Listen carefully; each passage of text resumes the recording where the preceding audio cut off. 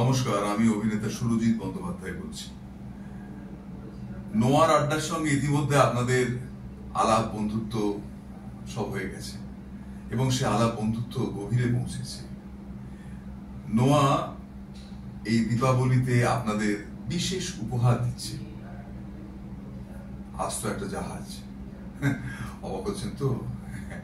দেখুন, নৌকো চড়ে দেশ বিদেশ তো অনেক ঘুরেছেন, এবার জাহাজে চড়ে চলুন না আরো ভালো থাকার দেশে, মন যেখানে ভালো থাকার সওয়ারি।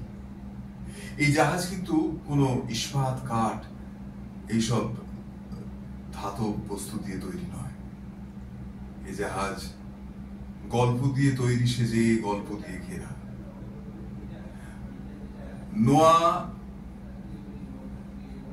নোয়ার গল্প জাহাজ আসছে আসছে নোয়ার গল্প জাহাজ